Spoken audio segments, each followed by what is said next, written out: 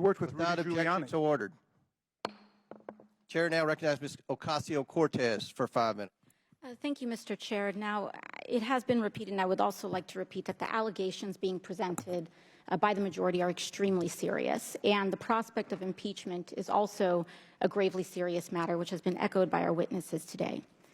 And any serious impeachment investigation or inquiry relies on firsthand sworn testimony of witnesses to high crimes or misdemeanors. Today, the Republican majority has called in 3 witnesses to advance their case. Mr. Turley, I have a simple question for you. In your testimony today, are you presenting any firsthand witness account of crimes committed by the President of the United States?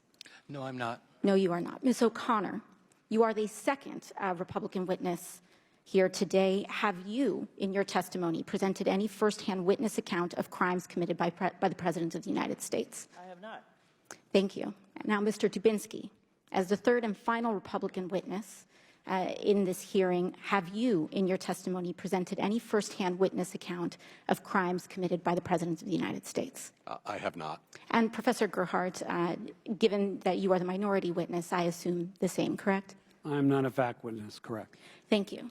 And to clarify, 2 individuals presented today who do have firsthand accounts surrounding the progeny of these allegations are being blocked from testifying by the Republican majority. And I want to explain why this is important.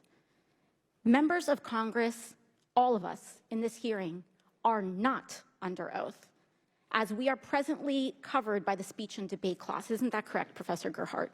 That is correct. And the speech and debate clause covers all statements by a member of Congress, whether they are factual or not.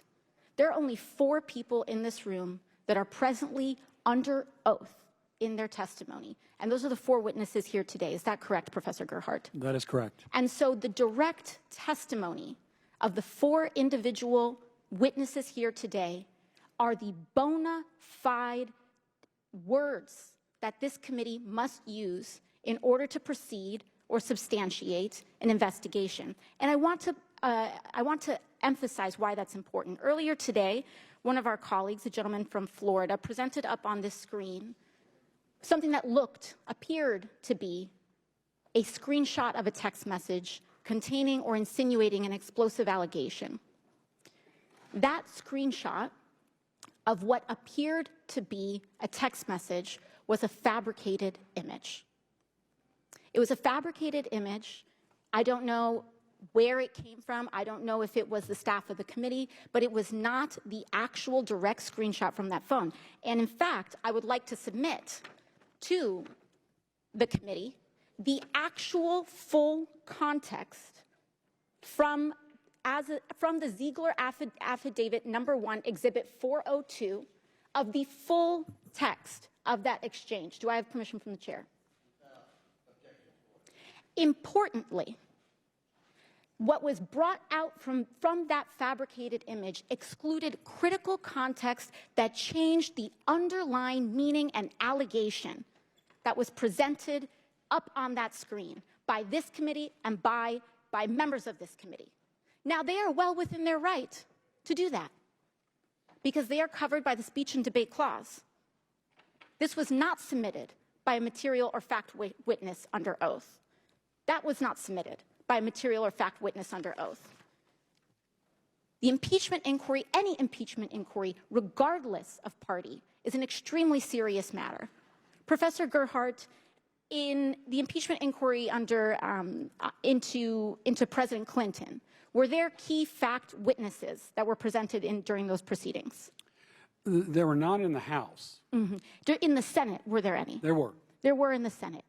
Now, in the impeachment, in the impeachment investigations with respect to President Trump, were there key material fact witnesses in the House?